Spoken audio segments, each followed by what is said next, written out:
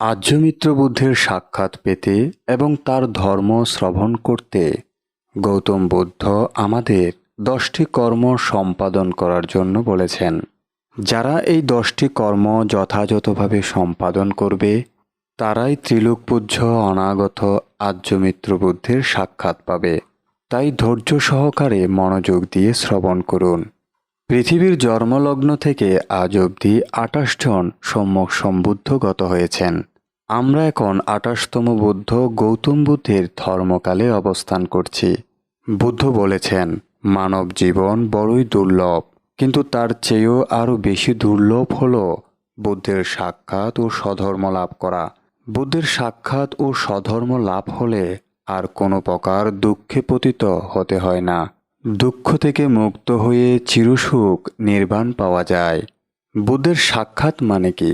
বুদ্ধের সাক্ষাৎ লাভ হল বুদ্ধের আবিষ্কৃত চারিয়ার্য সত্য, পতিত্ব সমুৎপাত নীতি এসব জ্ঞানের দর্শন লাভ করা, সম্যক রূপে জ্ঞাত হওয়া।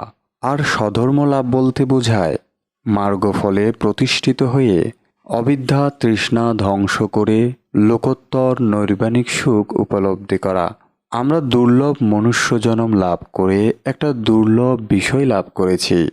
দুর্লভ মানব জীবন লাভ করেও যদি পরবর্তী দুর্লভ বিষয়ের সন্ধান না করে শুধুমাত্র ভোগ বিলাসে কিংবা ভ্রান্ত ধারণার ভেতর দিয়ে যদি জীবনের দিনগুলো ক্ষয় করি, তাহলে এই দুর্লভ মানব জীবন বিফলে রূপান্তরিত হবে।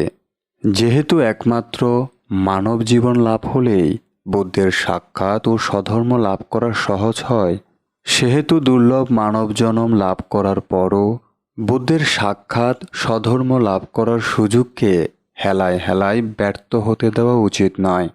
বরঞ্চ দুর্লভ মানব জীবনের সার্থকতা সম্পাদন করতে বুদ্ধের সাক্ষাৎ এবং স্বধর্ম লাভের চেষ্টা করা প্রত্যেক মানবেরই একান্ত কর্তব্য। তাই গৌতম বুদ্ধ বলেছেন, যারা এই 10টি কর্ম যথাযথভাবে সম্পাদন করবে তারাই ত্রিলোকপূজ্য অনাগত আর্যমিত্র বুদ্ধের সাক্ষাৎ লাভ করবে। এই 10টি কর্ম সবার মঙ্গলের জন্য প্রচার করা হলো।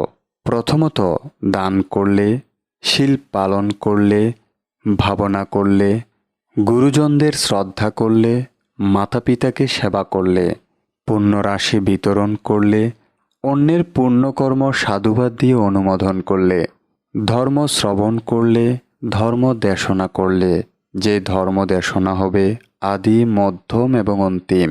বুদ্ধ শাসনে ভিক্ষু শ্রামণ হলে, যেসব মাতা পিতা বুদ্ধ শাসনে তাদের ছেলে মেয়েকে দান করলে, পশু পাখির জন্য পুকুর খনন করলে, মানুষের চলাফেরার জন্য রাস্তাঘাট সেতু বানিয়ে দিলে, বুদ্ধ শাসন উন্নতির জন্য মন্দির ভাবনাঘর নির্মাণ করে দিলে, যারা বুদ্ধিজ্ঞান সবল হবার জন্য বুদ্ধিবৃক্ষমূলে জল দিবে, তারাই ত্রিলোকপূজ্য অনাগত আর্যমিত্র বুদ্ধের সাক্ষাৎ পাবে।